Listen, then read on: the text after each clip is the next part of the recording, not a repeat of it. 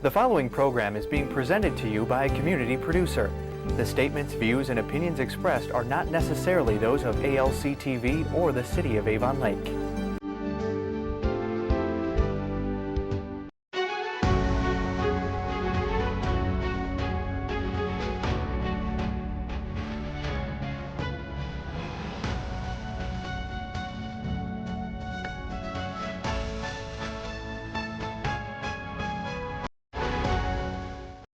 Welcome to Common Sense. Common Sense is a program that features a series of interviews with interesting people so that we can get to know in a clear, concise, and direct way who these folks are, what they do, and what makes sense to them and what doesn't. I'm Rudy Breglia, and today I'll be interviewing Mark Spaetzel. Do I have that pronunciation? Spaetzel. Spaetzel. Mm-hmm.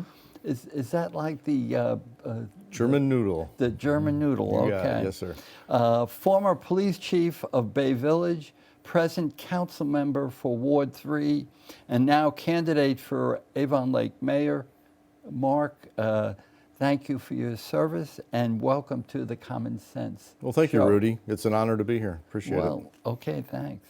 Where were you born? To get us started off, where were you born? Where have you lived? That kind of thing. Sure. So actually, I was born and raised here in Avon Lake. Okay. So I'll be 60 next month, and of those 60 years, 53 I've lived here in Avon Lake. Okay. I spent 7 years in Bay Village, and that's when I was working for Bay Village Police. Understand. And then my family was growing, and I determined that I wanted to be back in Avon Lake. So we moved back here, and I raised all my kids through the Avon Lake schools.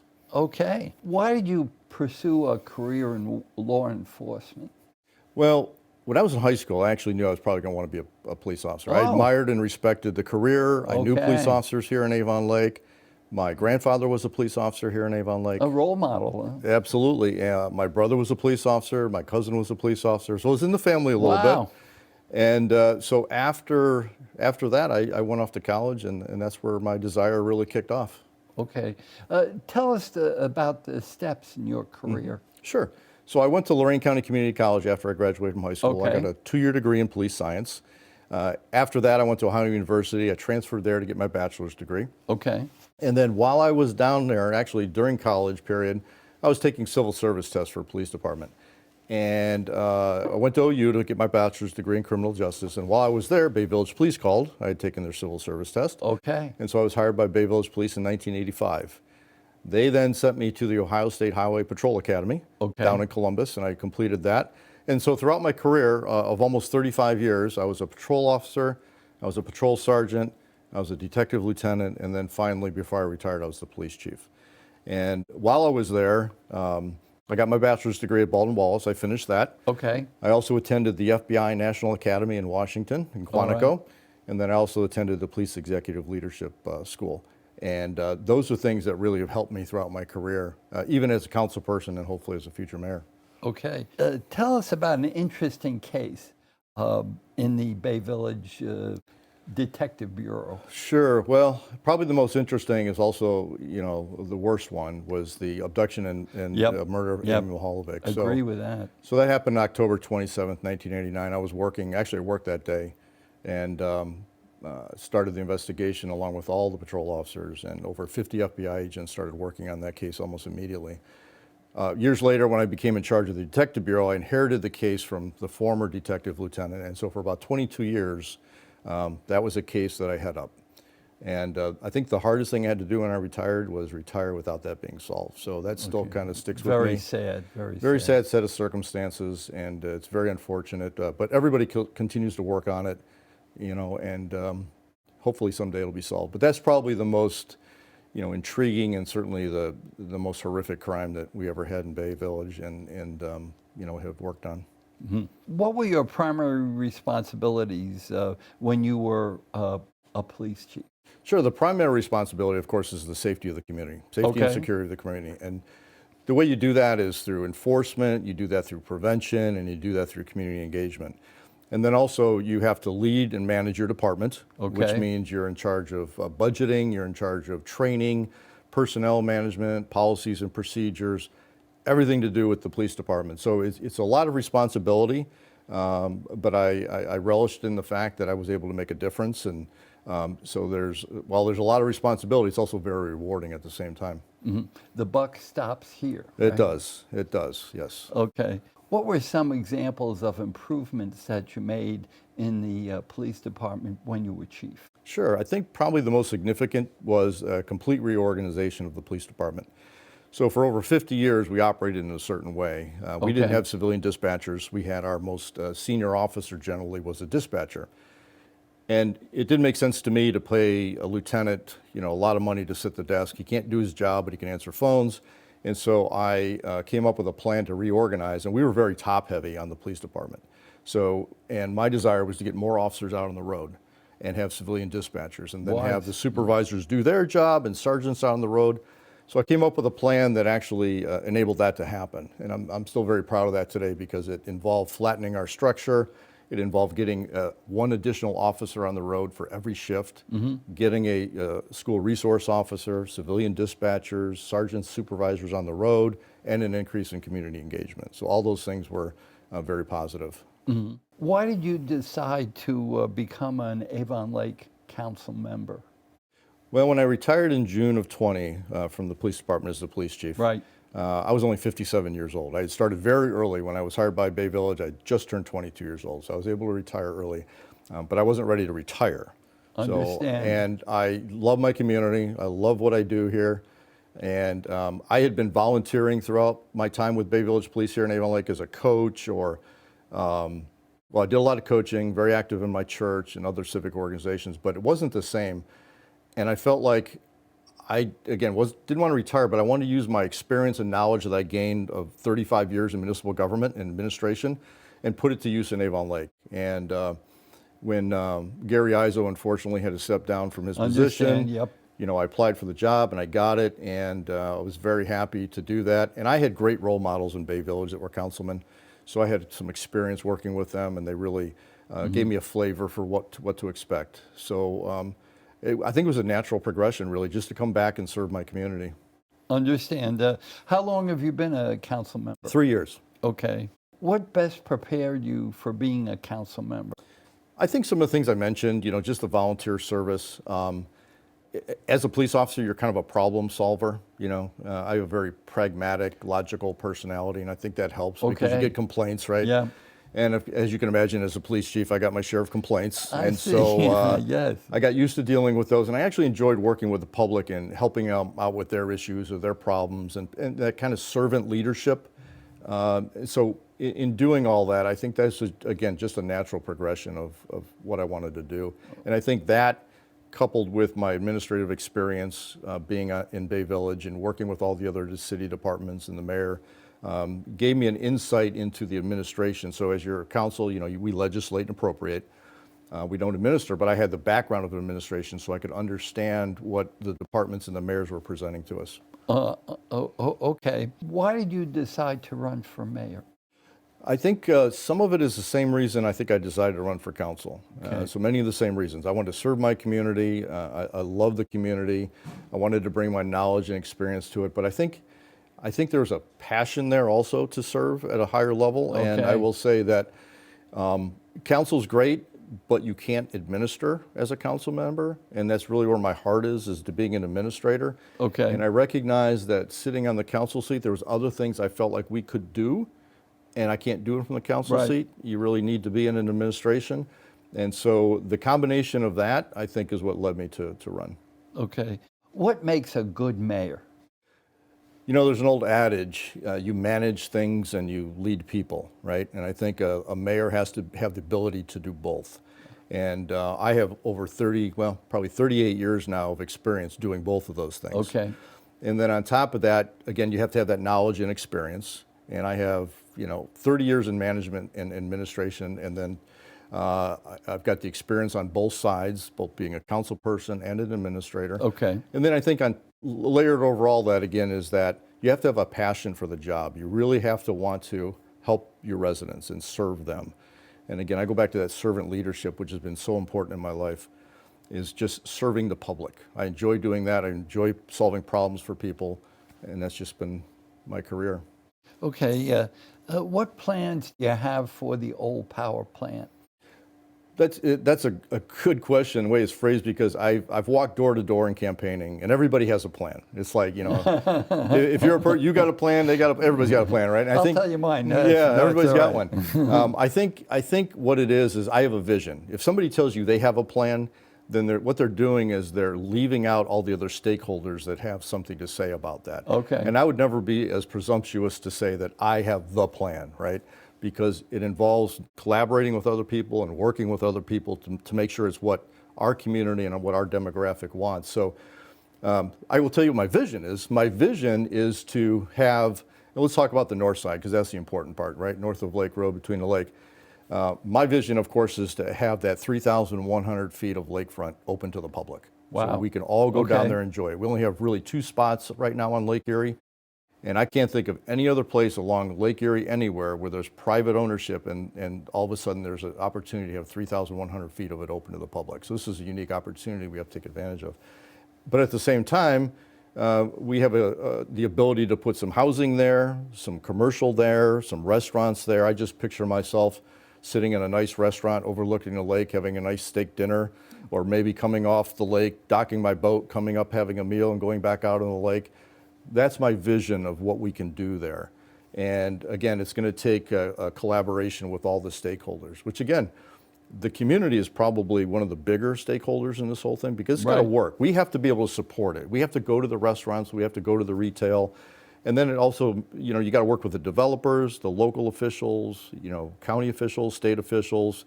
All that has to come together. And I think it's obviously going to take some leadership. It's going to take some good judgment and some professionalism to bring all that together to something that our community can be proud of, because it's a multi-generational opportunity we have to take advantage of. Okay, yeah. What about the infrastructure needs of Avon Lake? Sure. So when we talk about infrastructure, I think of streets, I think of sidewalks, I think of storm sewers, I think of our buildings, and I think of our parks. That's our infrastructure. So all of those, in any community, they're aging, right? So we have to keep up with that. So the big thing we have to do is we have to keep up with our maintenance of our infrastructure. If we allow our maintenance to fall apart, then you're prematurely spending money to repair things or to replace things that you shouldn't have had to done in the first place. So to that end, some of the things I've done on council is I initiated a public works study. And the idea behind that was to support our people in the public works department to most effectively do their job. And it identified areas that we had to make improvements. And it included, better equipment, new operational techniques, new organizational. Probably we've hired 3 more since the study came out to do the work. And then prioritizing the things that are important, such as crack sealing the roadways. I initiated the program to make sure we're crack sealing our roadways. Because Northeast Ohio, it gets cold, it gets wet, it gets cold and freezes. And that kind of weather tears up a road. So water goes down in the crack, it freezes, pulls the road apart. Well, if you crack seal, that doesn't happen, your roads last longer. It's very simple. Also, as the chair of the Building and Utilities, I oversee stormwater, and I really push to have our stormwater, particularly our catch basins, cleaned out. Because we were having some flooding issues. 2 years ago in August, we had flooding. This past August 23rd and 24th, we had flooding. Well, we didn't have flooding, but we had heavy rains. The difference in the 2 years was, in the areas where we had some flooding, we went in and cleaned out all the catch basins. We repaired some of them. And so this year, when we had those heavy rains, we didn't have flooding. Okay. So those kind of projects like that really have an impact on the community, because now your basement's not flooding, which nobody wants their basement to flood, obviously. And then as a project coordinator for Bay Village, that's another job I do. I still do project coordination for Bay Village. One of my projects there is I do the sidewalk repair program. So they allowed me to steal their program for sidewalk repairs and bring it to Avon Lake. We haven't instituted it yet, but that's one of the things I'll be doing as mayor, is instituting our sidewalk repair program. And that's a multi-year process, but you got to start. You got to get going on it, because some of our sidewalks are in bad shape. Cracked and broken and elevated. Right. That kind So of if you're pushing a stroller with a child in it, you hit that bump, it's not good. Elderly folks walking, or anybody even walking a dog. And then we talk about streets and sidewalks. Our buildings need some repairs. We have a park system. We just did a master plan for Weiss Field, so we want to start instituting some of those things. So really, we just need to take care of what we have. We have a lot of great amenities. We just need to take care of them, and then the roads that we have to repair, that we'll do that certainly. Okay, now we talked about a couple, but are there other major issues for Avon Lake that you can think of? Yeah, I think what we talked about, it really covers a lot of infrastructure related. But we also have the power plant, which we discussed, which is just a matter of coordinating and collaborating with that project to get it done. We need a new fire department, and we had a levy that did not pass. The voters spoke, and I completely respect that. That was a big ask on the part of the voters to do that. So we now still have to do something with our fire department. It's too small. We're growing out of it. It's aged out. It's got a lot of infrastructure issues that have to be repaired. And the analysis showed us that repairing it and adding onto it to the extent that we need to is going to be really more expensive than building new. And again, I think I mentioned on Project Coordinator Bay, my current project is renovating and adding on to the current Bay Village Fire Department. Okay. So I have the experience. I've worked with the architects. We're now choosing a construction manager for that project, and so I facilitate all of that. So I have the requisite experience to go through this project. But what the key is how do we pay for it, right? I have Always no the plans. way. Always, yeah, money's got to come from somewhere, and I don't think we're going to put a levy on. That's not my intent. So we have to figure out how we can scale that down to make it affordable so we can bond that project out and get it done. Because I felt like the other one was too expensive, and we should have been a little bit more prudent in the spending for that.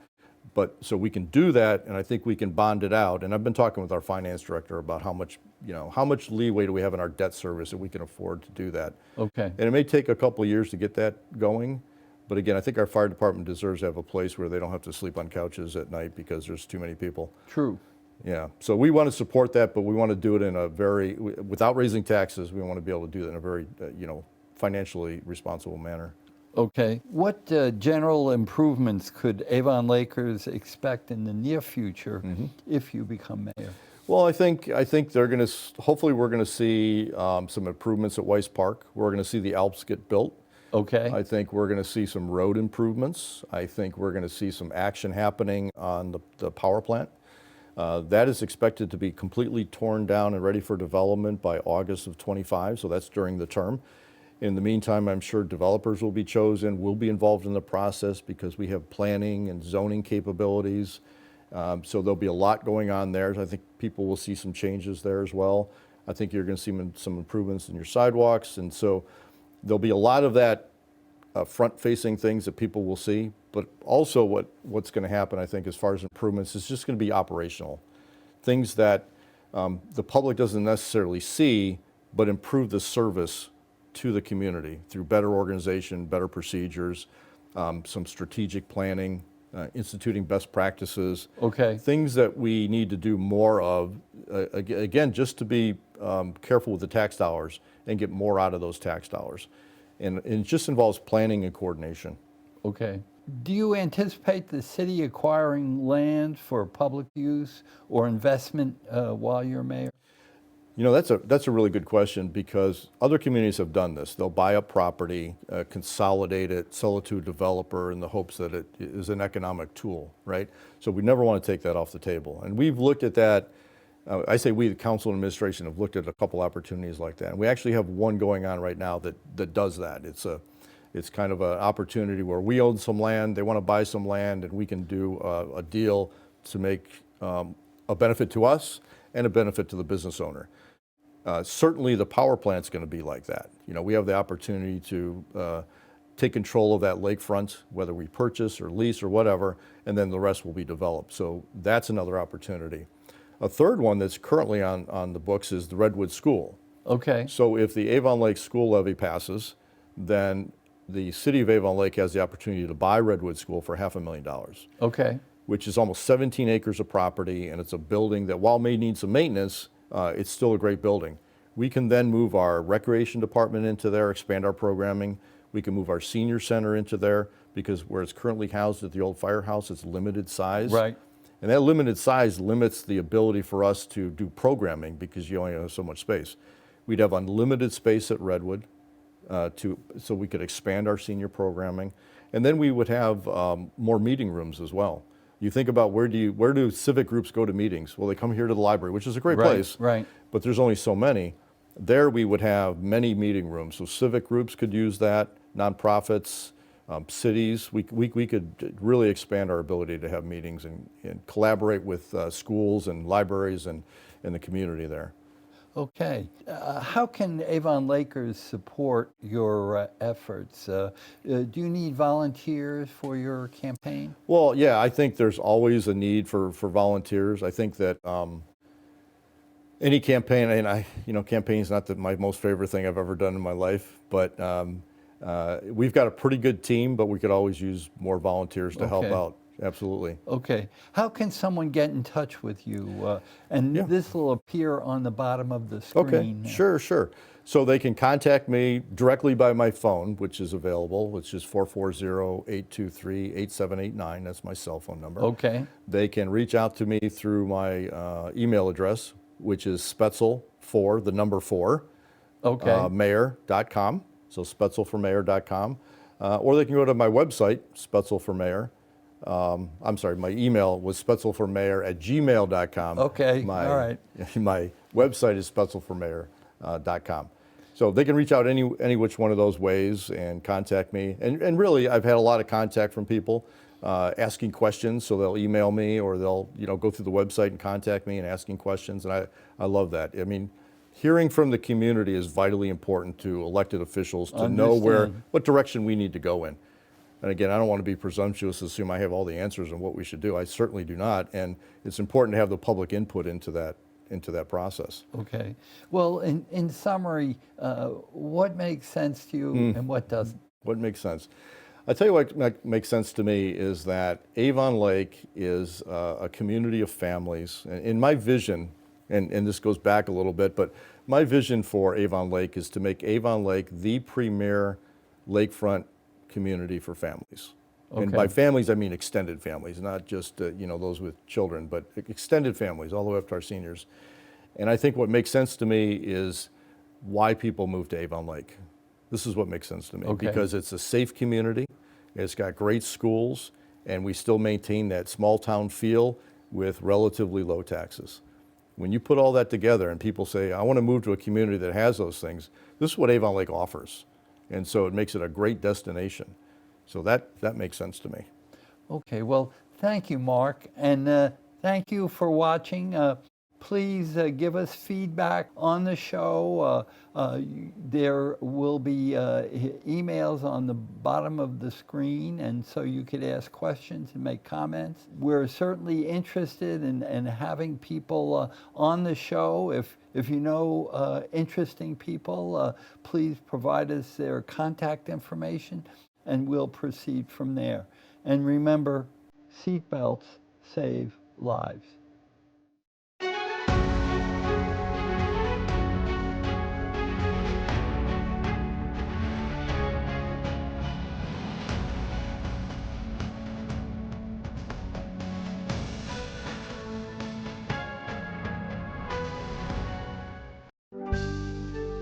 The preceding program was presented to you by a community producer. The statements, views, and opinions expressed were not necessarily those of ALC TV or the City of Avon Lake.